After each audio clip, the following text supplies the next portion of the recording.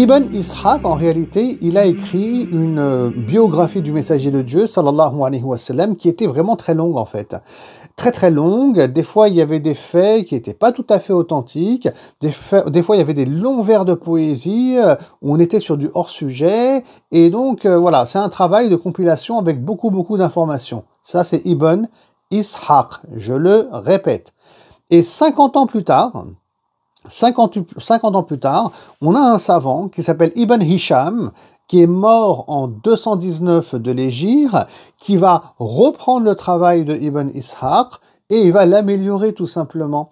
Et donc tous ces vers de poésie qui sont pas pertinents, bah, il va les retirer. Les passages qu'il va le juger faibles et pas authentiques, il va les retirer aussi. Et donc il va voilà améliorer ce travail, le rendre plus sérieux, plus authentique en tout cas, selon lui, avec une certaine méthodologie. Et nous, ce qui nous est parvenu à notre époque, au XXIe siècle, eh ben, c'est pas le travail de base, de départ de Ibn Ishaq, mais c'est le travail de Ibn Hisham. Et c'est pour ça qu'on l'appelle la Sira de Ibn Hisham, qui cette fois-ci a été traduit en langue française. Hein, comme vous le voyez, ça a été traduit en français par les éditions Al-Buraq, entre autres.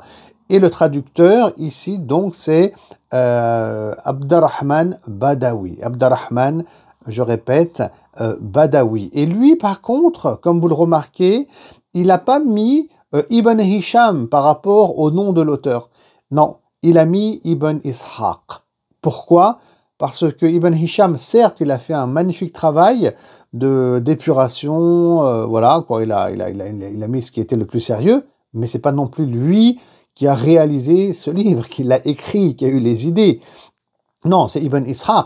C'est lui vraiment l'écrivain de base, le premier savant qui a écrit. Donc, il a voulu rendre justice ici et il a préféré mettre le nom de Ibn Ishaq plutôt que le nom de Ibn Hisham.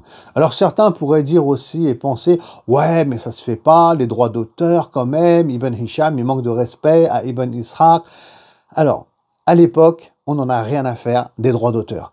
À l'époque, subhanallah, nos savants, quand ils écrivent, c'est pas pour la dunya, c'est pas pour l'argent, ça les intéresse pas. Ils écrivent pour Allah, subhanahu wa ta'ala. Ils écrivent pour transmettre la vérité en ce qui concerne l'islam.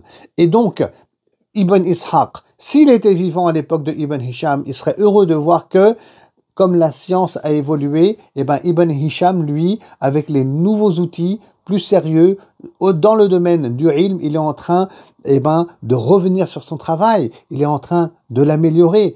Et ça, c'est ça qu'ils espéraient les savants de l'époque. Donc les droits d'auteur et tout ça, ça les intéressait absolument pas. À l'époque, c'était pas du business, les livres, la lecture, la vente de bouquins, non, c'était pas du business. Eh ben, on faisait ça pour Allah subhanahu wa ta'ala, on faisait ça pour le savoir et pour transmettre le savoir. Ces livres, ensuite, ils étaient étudiés dans des cercles scientifiques. Et donc, c'était pas publié aujourd'hui avec des imprimeries, des droits d'auteur, etc., etc. Donc ça n'existe pas. Salam alaikum. Alors tu souhaites écouter le reste du cours et accéder à plus de 70 heures de cours sur la vie du prophète sallallahu alayhi wa sallam. Alors pour ça, il te suffit juste de t'abonner à ma chaîne YouTube et de souscrire à ce cours pour seulement 7,99 € par mois.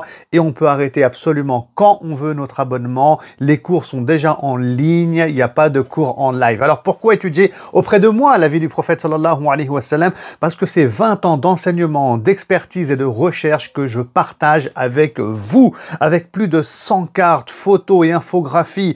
Et on va tirer tout plein d'enseignements spirituels et contemporains, étudier même les versets du Coran en lien avec la vie du prophète sallallahu alayhi wa sallam. Et tout ça pour développer notre amour envers Allah subhanahu wa ta'ala. Tout ça pour développer notre amour envers le messager de Dieu sallallahu alayhi wa sallam. Ça nous permettra de vivre notre foi, notre spiritualité. Et ça, c'est un objectif que je me suis fixé. Abonne-toi, souscris et je te dis à tout de suite. Salam alaikum.